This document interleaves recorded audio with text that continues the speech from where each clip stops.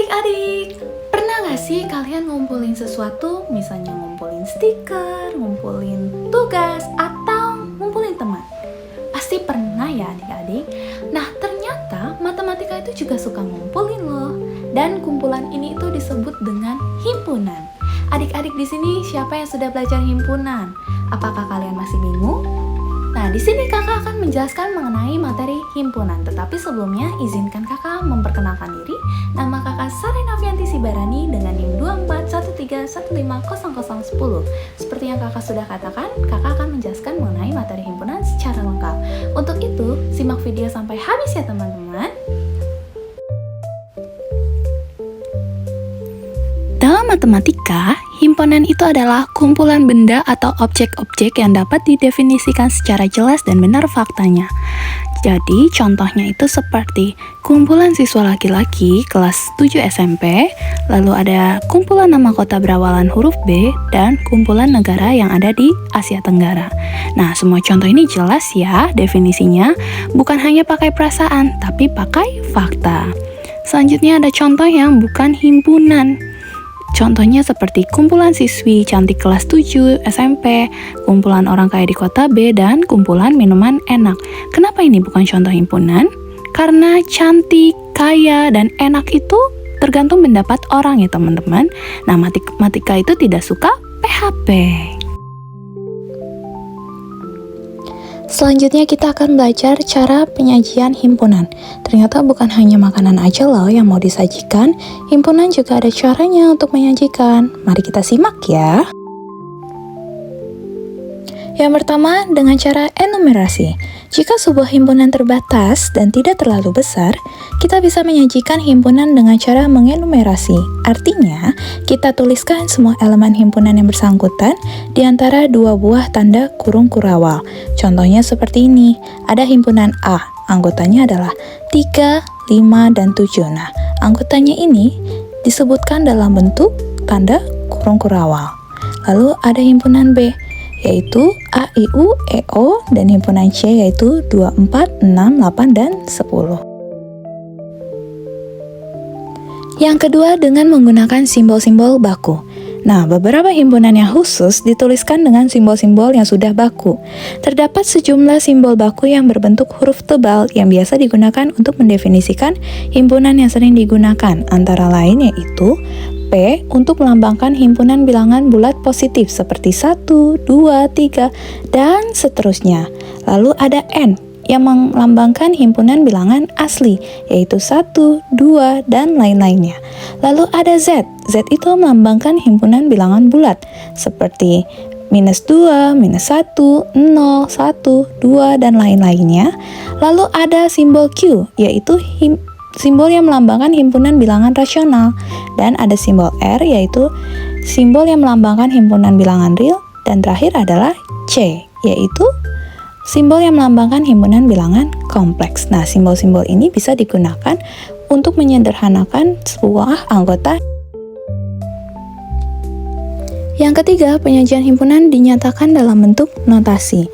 Nah, dengan cara penyajian ini, himpunan dinyatakan dengan memenuhi syarat-syarat yang harus dipenuhi oleh anggotanya, yaitu notasi adalah X, di mana syarat yang harus dipenuhi oleh X. Nah, ada beberapa aturan yang harus diperhatikan ya adik-adik. Yang pertama, di bagian kiri ada tanda garis lurus itu melambangkan elemen dari himpunan.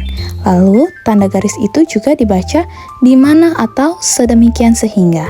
Dan di bagian kanan sebelah tanda garis itu menunjukkan syarat keanggotaan himpunan yang harus dipenuhi. Dan kalau ada tanda koma di dalam syarat keanggotaan itu diartikan sebagai dan. Contohnya di sini ada sebuah himpunan A di mana anggotanya adalah X, di mana X itu adalah 1 kurang dari 8 dan X adalah bilangan ganjil. Lalu cara penyajian himpunan yang keempat adalah diagram Venn. Diagram Venn itu menyajikan himpunan secara grafis. Nah, cara menyajikan himpunan ini diperkenalkan oleh matematikawan Inggris yang bernama John Venn pada tahun 1881. Di dalam diagram Venn, himpunan semesta atau U atau S di sini saya buat, itu digambarkan sebagai suatu segi 4 sedangkan himpunan lainnya digambarkan di dalam lingkaran. Anggota-anggota suatu himpunan itu berada di dalam lingkaran, sedangkan anggota himpunan lain di dalam lingkaran yang lain pula. Ada kemungkinan dua himpunan mempunyai anggota yang sama, seperti di sini yaitu angka 4. Dan hal ini digambarkan dengan lingkaran yang saling beririsan. Anggota U yang tidak termasuk di dalam himpunan manapun digambarkan di luar lingkaran, seperti angka 8 yang ada di contoh ini. Nah, ternyata ada himpunan yang sepi loh adik-adik. Namanya adalah himpunan kosong. Nah, dalam keanggotaan himpunan, ada himpunan yang tidak memiliki anggota. Itulah yang dinamakan sebagai himpunan kosong. Notasi untuk menyebutkan himpunan kosong itu adalah seperti gambar O, terus digariskan, atau tanda kurung kurawal yang tidak ada anggotanya. Contohnya seperti ini, himpunan P adalah orang Indonesia yang pernah ke bulan, maka anggota P adalah 0. Mengapa? Karena kan tidak ada ya teman-teman orang Indonesia yang pernah ke bulan. Kalau ada, bisa di DM tuh Instagramnya NASA. Hihihi. Lalu ada himpunan semesta. Nah, himpunan semesta itu ibaratnya adalah dunia di mana tempatnya semua orang itu berada. Demikian juga dengan himpunan semesta, yaitu himpunan yang memuat semua anggota yang dibicarakan dan dilambangkan dengan S, atau bisa juga dilambangkan dengan U. Contohnya yaitu himpunan A, anggotanya adalah 1357.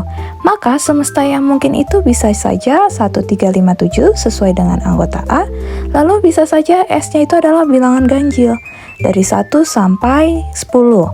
Lalu bisa juga semestanya adalah 1, 2, 3, 4, 5, 6, 7. Nah, seperti itu ya teman-teman contoh dari himpunan semesta.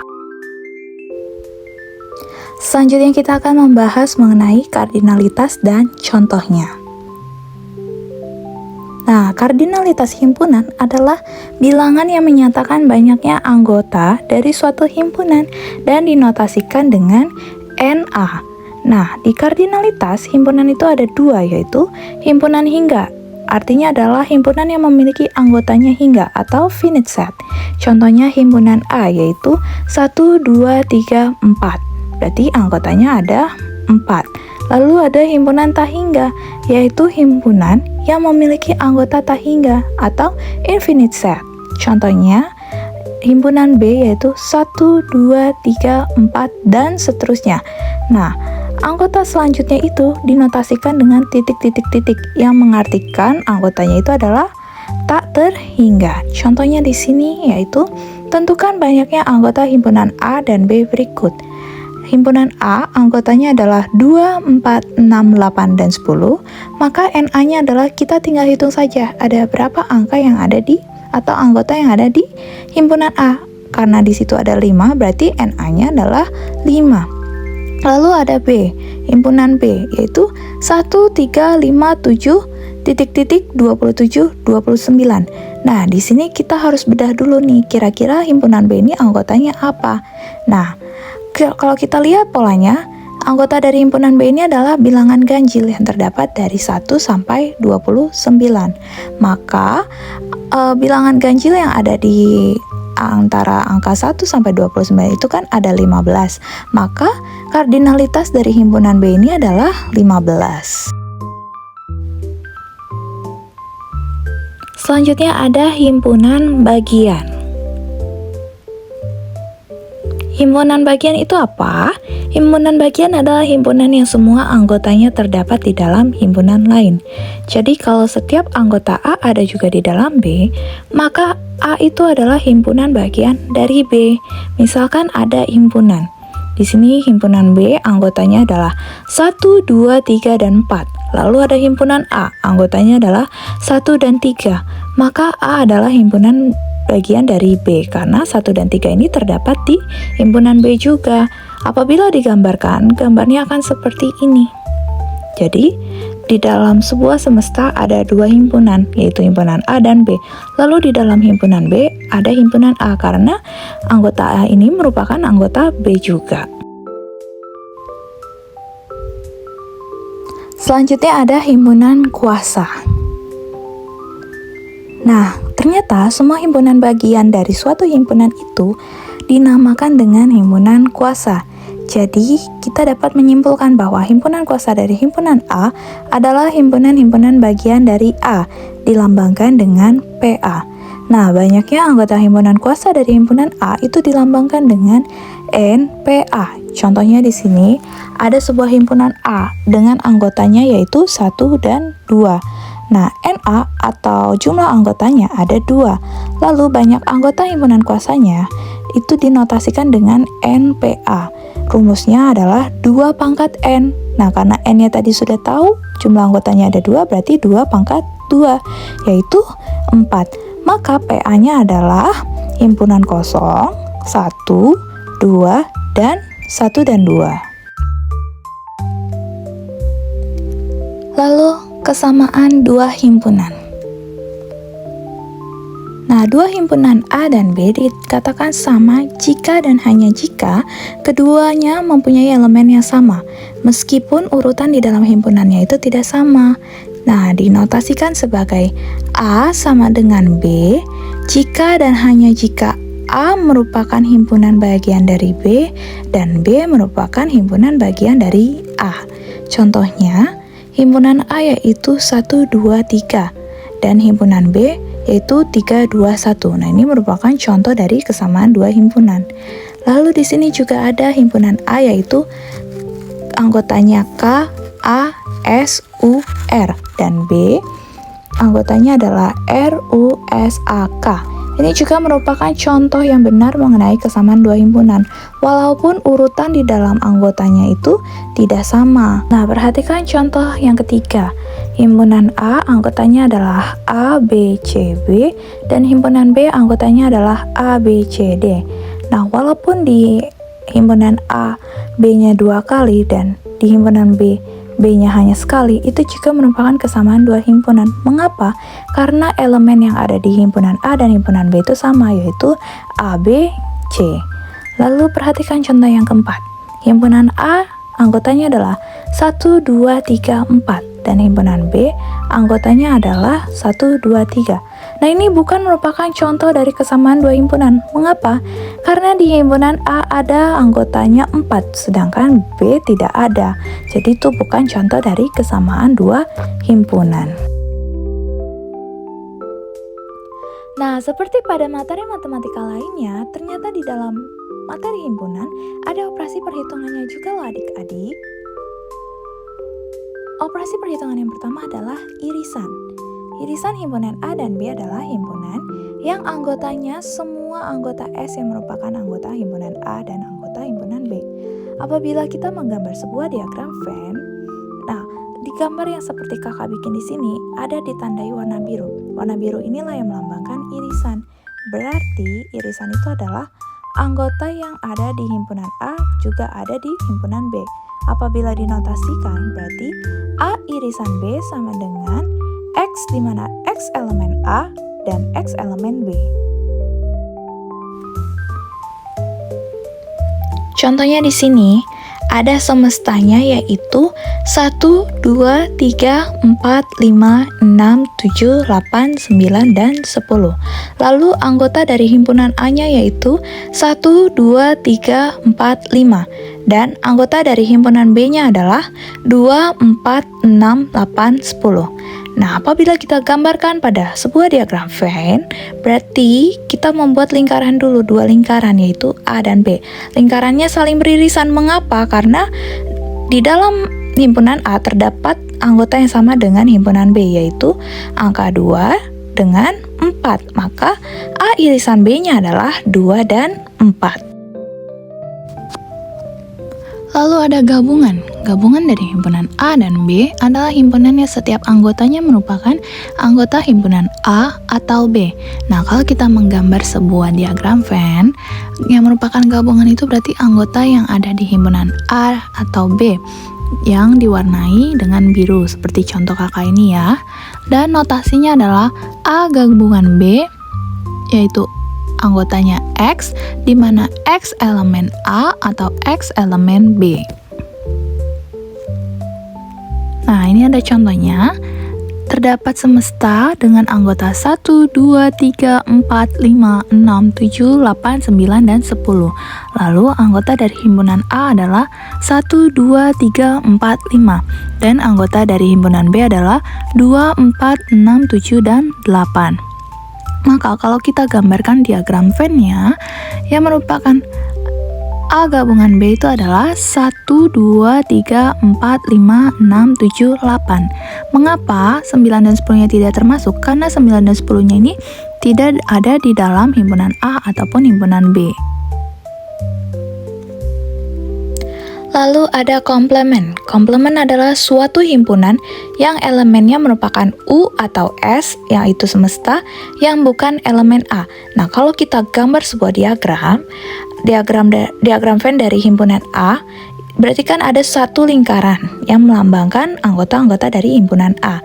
Nah, komplemen ini ditandai dengan warna biru. Jadi kalau ada anggota-anggota yang berada di daerah yang diwarnai biru ini, itu merupakan komplemen. Notasinya adalah A komplemen sama dengan X, di mana X elemen semesta atau universe dan X bukan elemen dari A.